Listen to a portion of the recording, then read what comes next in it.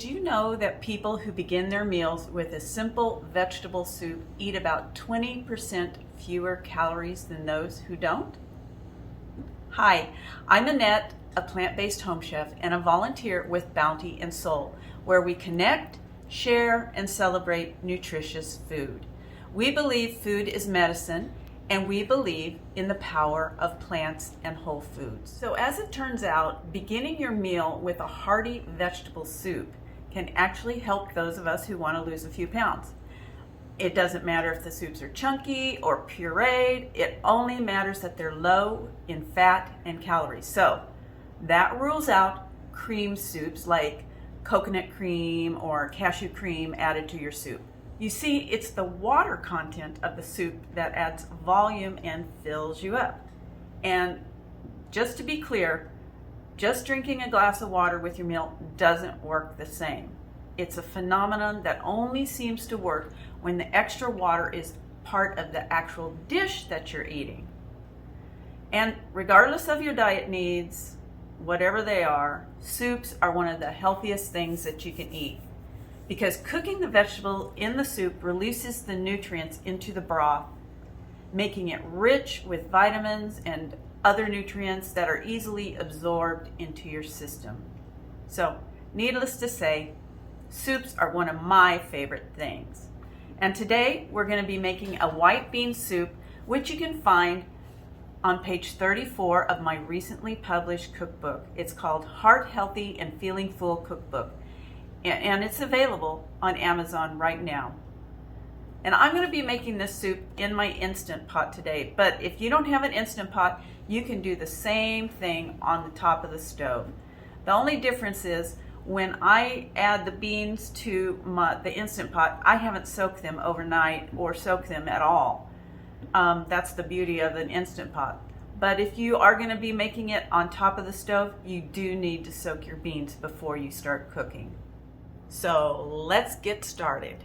So on my Instant Pot, I'm going to hit the saute button, and I'm going to go ahead and add my vegetables to the inside and saute them up. So since I'm using the saute button, I'm going to go ahead and add just a little bit of water to the pan, and I'm going to add my onion,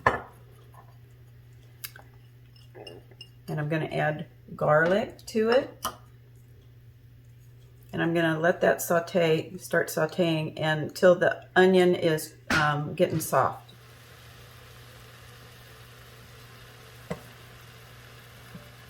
I'm going to go ahead and add my paprika to it so that the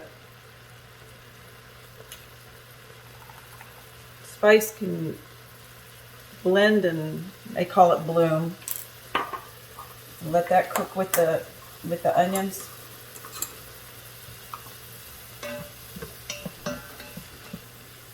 And the garlic that's in there.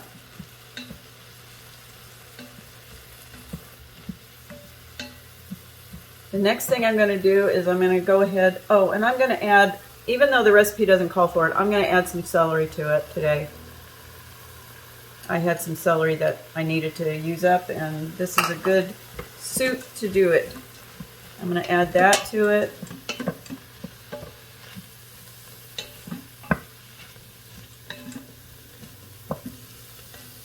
And I'm going to add my carrots. And this is about 5 carrots or so. I peeled them and I sliced them up. We want the carrots to cook and get soft as well, but not too soft. Okay, we are ready to add our beans. Oh, wait a minute. Before I add the beans, I'm gonna go ahead and add the tomatoes. I had some tomatoes that I needed to use in the refrigerator, so you can use fresh tomatoes or canned tomatoes, but I'm using fresh tomatoes today. And I just diced them up.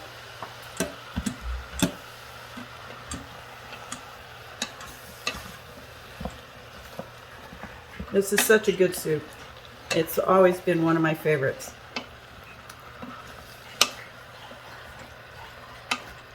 And now I'm going to add the beans. The beans are dry, and as I said before, I don't need to soak them overnight or anything like that. I can add them right to the Instant Pot, and they will cook.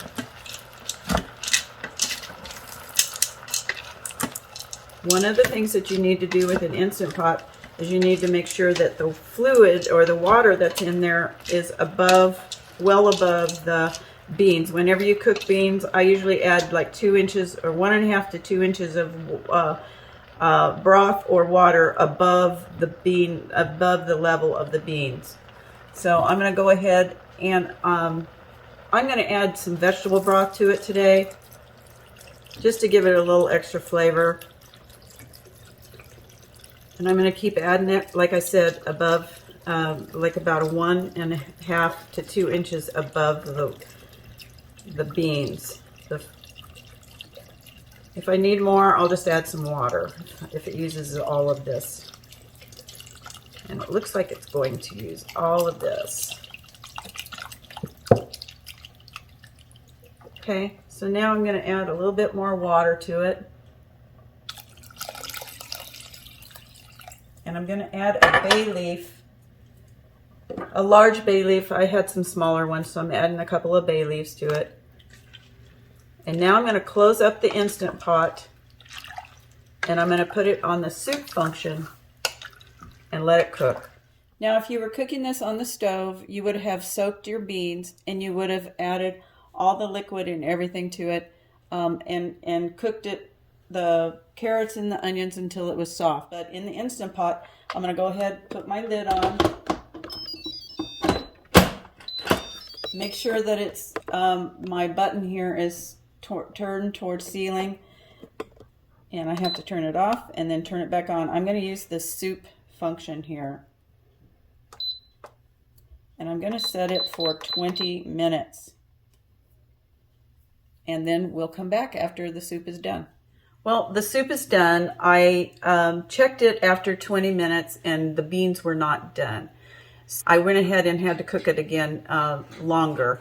And so it's important that you go ahead and cook the beans until they're tender. But I'm going to go ahead and take it out now, or look at it. And I'm going to get those bay leaves out of there. The first thing, I always forget. One time I made a soup and I blended the bay leaf into my soup.